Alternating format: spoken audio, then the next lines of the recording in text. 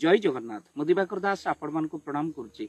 September 8 रु 21 तारिख पर्यंत चलो पितृपक्ष। ये पितृपक्ष रे आपण कौन करेंगे शेष पर्यंत वीडियो देखिले आपण जानी पारिबे।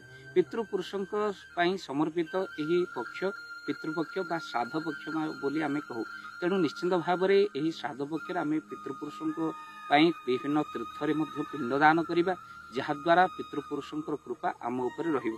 खाली सेतिक नुह यही पितृपक्ष विभिन्न रूप से आमर पितृ पुरुष माने आमको देखा करने को आसती निजर वंश को भल पाई से आशीर्वाद प्रदान करते। तो प्रथमतः मन रखी था धार्मिक विश्वास अनुଯାयी यही 16 दिन मध्य आमर पूर्वपुरुष माने से वंशधर को विभिन्न रूप से देखा आसती। तेणु आपण किसी पशुपक्षी मान आप खाइबा देवे जहाद्वारा पितृपुरुष आपण शांति हे। तो प्रथमे आप कौन करेंगे क्यों पशुपक्षी को खाइबा देवे। प्रथमे हूँ काऊ आपण घर को आसुवा काऊ को पूर्वपुरुषों दूत भाव में विवेचना कराए। तेणु निश्चिंत भाव में काऊ को किसी सका खाइबा दिंतु। यह विश्वास करे श्राद्ध पक्ष पूर्वपुरुष काऊ रूप में आसती।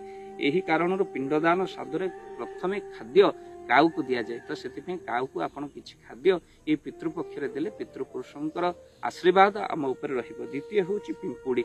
आपण मन रखी था पिंपुड़ी को पूर्वपुरुषों सुख रूप बोली कह जाए। तो से आपण श्राद्ध समय खाद्यर किसी अंश प्रथमे पिंपुड़ी की दिंतु जहाद्वारा आपणकर पितृपुरुषों शांति आपण रहिबो। भक्तबंधु खाली सेतिकी नुह भारतीय संस्कृति रे गाय को आमर माँ बोली मान्यता दि जाए। तेणु गाय देहरे सर्वदेवता थिबा हेतु यही पितृपक्ष आम जदि गोमाता को किसी रुटी खुआ पितृपुरुषों आशीर्वाद आम उपर रहे। खाली सेतिकी नुह ये 16 दिन भितर आपण पितृपुरुष को आनंद देवाई पितृपुरुषों उद्देश्य कुकुर को किसी भोजन दिंतु। ता सहित आपण कुकुर भोजन कले या पूर्वपुरुष मान शांत कर एक उपाय। कुकुर को यमराज दूत बोली कहुए। विश्वास अनुसार पूर्वपुरुष कुकुर रूप आपण गृह को आसती। साधु सन्त किंबा भिक्षुक अर्थात साधु सन्त विभिन्न भाव में आप सन्त किंबा भिक्षुक रूप में घर को आसती आपण को देखा करने। तेणु यही दिन गुड़िक कौन भिक्षुक को घर फेरातु ना। साधु सन्त मान को असम्मान करतु ना। किसी दान आप दिंतु। धार्मिक ग्रंथ अनुसार पूर्वपुरुष माने श्राद्ध पक्ष से वंशधर को जेहेतु भेटा आसती। तेणु जी कथा आम आलोचना कलु से गुरुदायित्व सहित नेबा सहित आप मन रखते घरे श्रीमद भागवतर पाठ करत।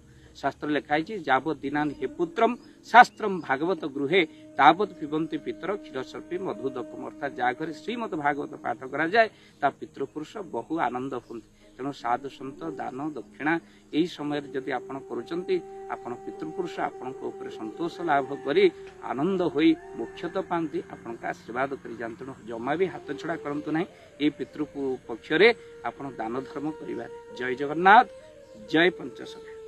जय जगन्नाथ। धन अर्जन धर्म करी धर्मे प्राप्त नरहरि। आपण उपार्जित धन को जदि धर्म कार्य लगे चाहूँगी किसी असहाय असुस्थ व्यक्ति पाखे आम प्रतिदिन पहुँचू आउ किसी सहयोग करूँ। जदि आपणकर से गुंडुची मूषा भली दान से कार्य लगे चाहूँगी स्क्रीन रे चली ए नंबर रे एबे कॉल करंतु। आमे दबु आपन को फोन पे नंबर आपनकर जेतिकी समर्थ रहिछि बा सामर्थ्य अनुसार आपन प्रदान करिवे आपनकर अर्थ राशि। एबे आपन जानि के आनंदित हेबे। गोटी एम्बुलेंस किना जाइछि केवल रोगी सेवा पई। जदि आपनकर किछि अर्थ से एम्बुलेंस पई आपन सहयोग करिबा पई चाहंती तो एबे कॉल करंतु एही नंबर रे। आपन को अशेष धन्यवाद। जय जगन्नाथ।